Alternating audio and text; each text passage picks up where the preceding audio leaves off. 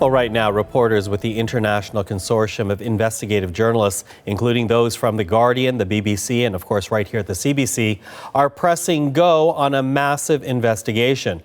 It is a leak of official and authenticated Chinese government documents, and they outline in meticulous detail the pursuit, incarceration, and indoctrination of what may be 1 million Muslims, mostly ethnic Uighurs. Adrienne Arsenault of The National has been working with the other media partners, and she joined us in the last hour with more on the China cables, beginning with an explanation about what's inside those documents.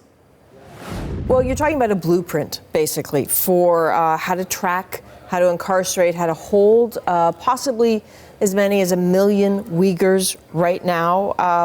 These are people being held for roughly a year without any charges. There are no trials here. We've long known that China was cracking down on the Muslim minorities, a response, it says, to terrorism. And it was referring to these places where people are being held as education centers. But these documents, right, and these are leaks. This is not a hack. These leaked official documents make it clear we're actually talking about prisons, not education centers. And we're probably talking about the largest mass incarceration of an ethnic or religious minority since the Second World War. So the details are pretty striking. One of the documents talks about 15,000 plus people being picked up in the course of 7 days and incarcerated, picked up off the streets and put into these facilities. And then the deeper you get into the documents, it's pretty striking, actually. So aside from people having to be in the camps for at least a year, there are very strict orders that they have to prevent escapes at all costs, especially during meal times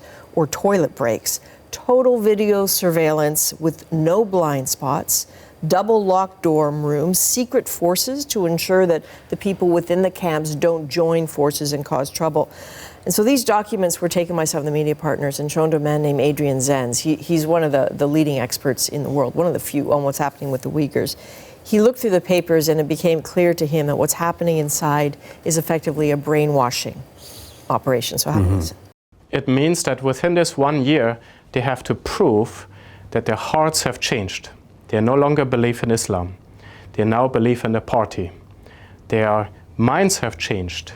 They are so forced to confess all kinds of sins or things they have done wrong. Troubling, but clearly we know that authenticated documents gives this an air of authenticity. But do we know that the reality inside the camps reflects what are written in these papers? We're starting to. We absolutely are. There are anecdotes of people, the few people who have left the camps, has been able to get out and sometimes get out of the country and tell their stories. But we also have an account from a really unlikely source. There's an Albanian-Canadian historian. His name is Olsi Yazeshi.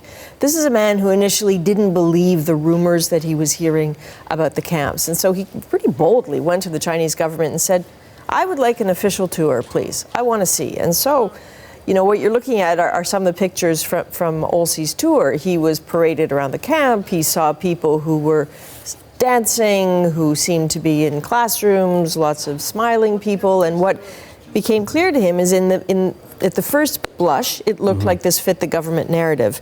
But then he started realizing these people seemed afraid. They were making it clear they couldn't get out of there. They were being very careful about what they were saying, and it made him exceptionally nervous. And so he started asking very bold questions that infuriated the handlers, if you will, the official interpreters. And he went from being a skeptic to someone who is so incensed by this. He's trying to wake the world up a little bit. So you'll hear a bit more from him tonight on The National, because he really does have some striking encounters within these camps. And then tomorrow, we're going to look at the very long arm of China, how it's reaching even here into Canada.